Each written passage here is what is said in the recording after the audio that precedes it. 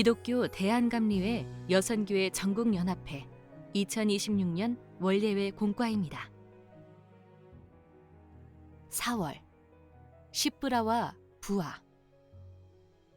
우리에게 주신 말씀은 출애굽기 1장 15절에서 21절의 말씀입니다.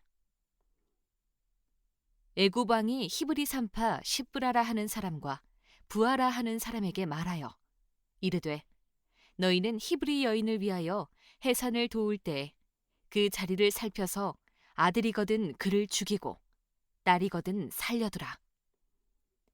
그러나 산파들이 하나님을 두려워하여 애굽 왕의 명령을 어기고 남자 아기들을 살린지라.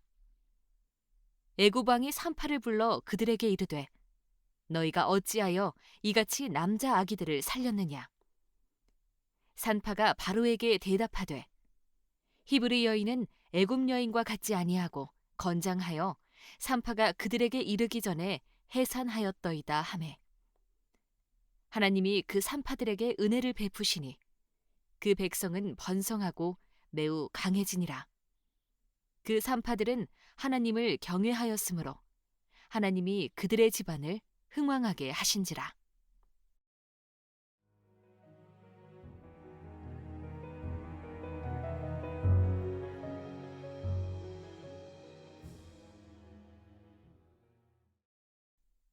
요셉을 알지 못하는 새 파라오. 요셉을 알지 못하는 새 파라오가 이집트를 다스리기 시작하였습니다. 파라오는 요셉과 요셉의 민족을 싫어했습니다. 싫어했던 두 가지 주요한 원인이 있습니다. 요셉의 가문은 약 100여 년 전에 가뭄을 피해서 이집트로 온 이방인이었습니다. 그런데 이 이방인이 이집트 파라오의 2인자가 되어서 이집트를 다스렸습니다. 본토 이집트 사람들은 자기들이 가졌던 기득권을 빼앗겼습니다. 그리고 주요한 권력의 자리에서 밀려났습니다. 그러니 이방인 요셉의 가문은 박힌 돌을 빼버린 굴러온 돌인 셈입니다. 또 다른 이유는 이스라엘 백성들이 나일강 하류의 비옥한 지역을 차지하고 그곳에서 목축과 농업을 한다는 것이었습니다. 이스라엘 백성들이 차지한 땅은 나일강 하류의 삼각주 지역입니다. 삼각주 지역은 상류의 흙들이 쓸고 내려온 영양이 풍부한 흙들이 쌓이는 곳입니다. 이 지역은 땅의 힘이 좋아서 농사를 지어도 풍성하게 수확할 수 있었고 풍부한 물 덕분에 풀들이 잘 자라서 목축을 하기에도 좋았습니다. 그러니 이집트 사회에서도 경제력이 높은 사람들은 이스라엘 사람들이었습니다. 파라오는 이스라엘 자손이 이집트 땅에서 번성하고 그 수가 많아지는 것이 못마땅할 수밖에 없었고 이스라엘의 자손들이 점점 강해진다는 걱정과 두려움은 점점 커져갔습니다. 이 백성 이스라엘 자손이 우리보다 많고 강하도다. 자, 우리가 그들에게 대하여 지혜롭게 하자. 두렵건대 그들이 더 많게 되면 전쟁이 일어날 때에 우리 대적과 합하여 우리와 싸우고 이 땅에서 나갈까 하노라 하고.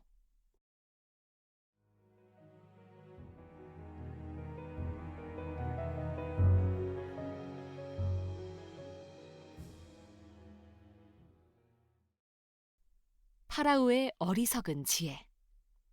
자, 우리가 그들에게 대하여 지혜롭게 하자.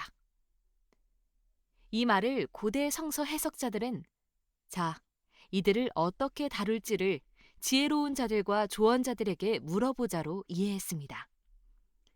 창세기 41장의 요셉 이야기를 보면 꿈 때문에 고민하던 파라오가 점술가들과 지혜로운 사람들을 불러서 꿈을 해몽하게 시키는 장면이 나옵니다.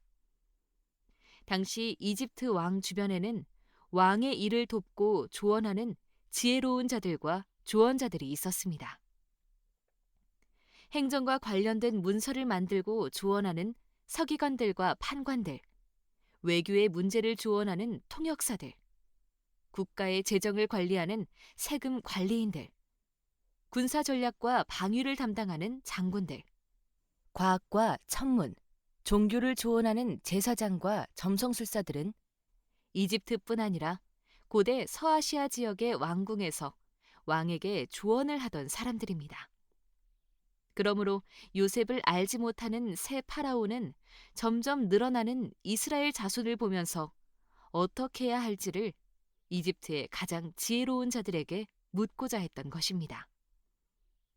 파라오는 단순히 나이든 조언자들과 지혜로운 사람이라고 칭송받는 이들에게 도움을 구하는 것뿐 아니라 이스라엘 자손들의 문제를 다루기 위한 현명한 계획을 세우도록 하였습니다. 그 지혜로운 조언자들이라 불리는 사람들이 제시한 해결 방법은 두 개였습니다. 첫 번째는 요셉의 자손들인 이스라엘 백성들에게 강제 노역을 부과하자는 것입니다. 그들이 마땅히 해야 할 농사는 당연한 것이고 거기에 더해서 강제 노역까지 동원하는 것입니다. 그래서 파라오는 감독관들을 두어서 이스라엘 백성들을 힘든 일로 괴롭혔습니다. 그리고 파라오의 창고 도시인 비돔과 람세스를 세우는 일에 강제 동원시켰습니다. 파라오와 이집트 사람들은 이스라엘 사람들에게 일을 시키면서 난폭하게 굴었습니다. 그렇다고 이스라엘 사람들이 내야 하는 농산물 세금을 줄여주거나 면제해주지도 않았습니다. 고단한 강제 노역을 시키면서도 밭을 갈고 농사를 지어 세금까지 내게 하였으니 자손들의 삶은 힘겨울 수밖에 없었습니다. 두 번째로 제시한 해결 방법은 이스라엘 자손의 수를 강제로 줄이는 것이었습니다. 이스라엘 백성 중 아기가 태어나면 남자 아기들을 죽이는 것입니다. 모세의 시대보다도 1000년 후에 헤롯도 예수님을 죽이기 위해서 유아 학살을 했습니다. 이 비인간적인 행위 때문에 헤롯은 후대에 잔인한 왕으로 평가됩니다. 헤롯이 죽인 베들레헴과 그 주변의 2살 이하 아이들의 수를 따져보면 수십 명이었습니다. 그런데 모세 당시 태어나자마자 죽는 유아 사망률을 고려하더라도 요셉을 알지 못하는 파라오가 유아 학살 명령을 내린 시절에 매일 태어나는 남자 아이의 수가 20여 명이었습니다. 그럼 한 달이면 약 600명의 남자 아기를 죽여야 하고 1년이면 대략 7,000명의 남자 아기를 죽여야 하는 끔찍한 학살이었습니다. 이집트의 지혜자들과 조언자들이 고작 낸다는 지혜가 이렇게 잔인한 생각이었습니다. 아기들을 죽여야 하는 사람들, 집행관도 정신적으로 큰 고통을 받았을 것입니다. 그래서 이 일을 히브리 산파들에게 시켰습니다. 자신들의 손에 피를 묻히지는 않겠다는 겁니다.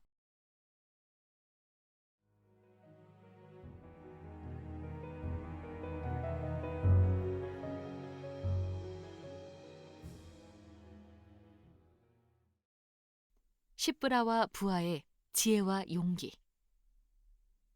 파라오의 지혜라는 것이 어리석습니다. 강제 노동으로 이스라엘 사람들을 몰아붙였지만 노역으로 학대받을수록 이스라엘은 더 번성해 갔기 때문입니다.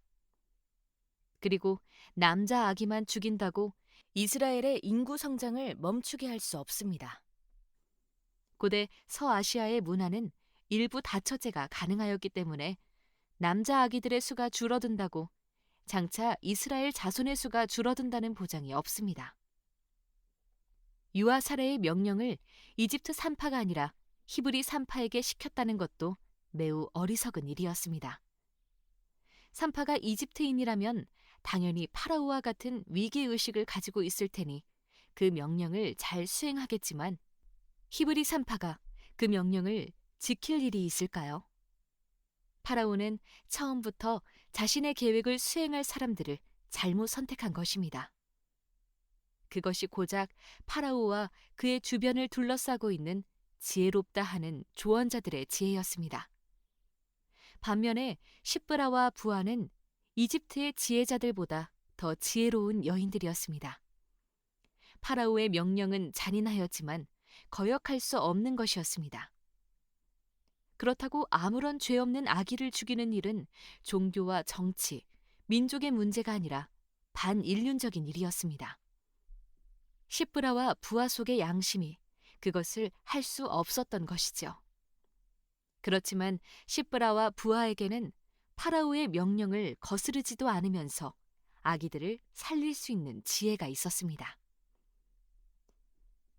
히브리 여인은 애굽 여인과 같지 아니하고 건장하여 산파가 그들에게 이르기 전에 해산하였더이다.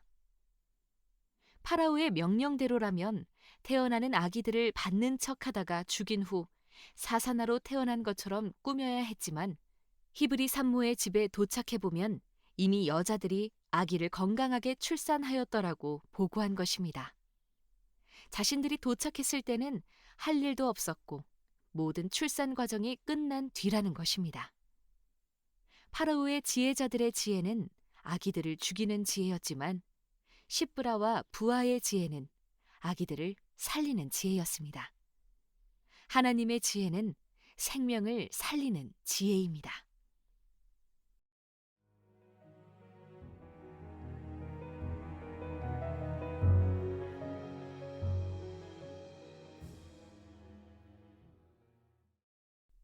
하나님의 복을 받은 시브라와 부하. 지혜롭다고 이 모든 일을 다 할 수 있는 것은 아니었습니다. 파라오 앞에서 죽을 수 있는 용기가 있어야 했습니다.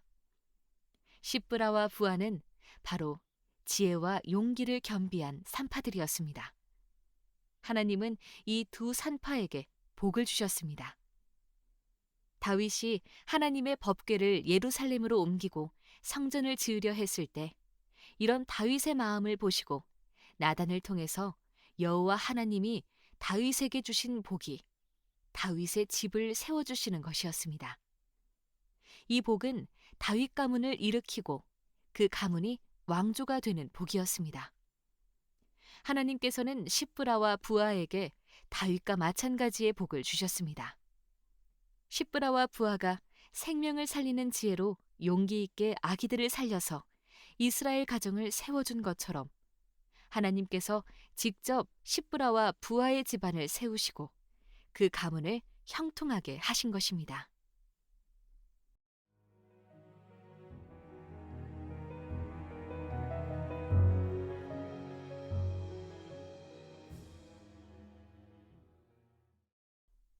함께 기도하겠습니다. 생명의 하나님, 주님의 뜻을 두려워하며 용기를 낸 시브라와 부하처럼 우리도 세상의 어리석은 지혜 앞에서 주님의 생명과 진리를 선택하게 하소서.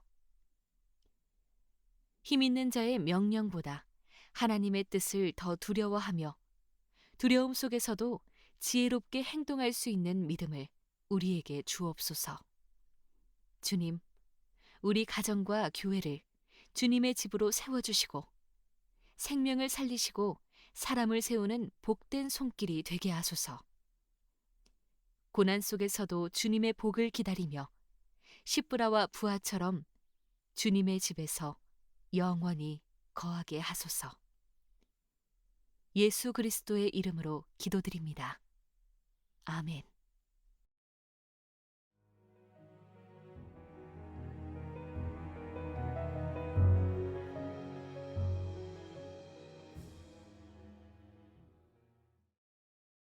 나눔 질문입니다. 1. 요셉을 알지 못하는 새 파라오는 하나님을 잊은 세상 권력을 상징하기도 합니다. 오늘 우리가 살아가는 사회나 공동체 안에서 하나님을 잊은 권력이나 지혜의 모습은 어떤 형태로 나타나고 있다고 느껴지나요? 2. 시브라와 부하는 지혜와 용기로 생명을 살렸습니다. 나의 일상에서 하나님을 향한 믿음에 역행하는 흐름들 속에서도 하나님의 생명과 정의를 지키는 용기는 어떤 모습으로 실천될 수 있을까요? 3. 하나님께서는 산파들에게 집을 세워주셨다고 하셨습니다. 나에게 하나님이 세워주시는 집, 즉 신앙의 터전이나 가정, 사명은 무엇이라 생각합니까? 그 집을 굳게 세우기 위해 오늘 내가 해야 할 한 걸음은 무엇일까요?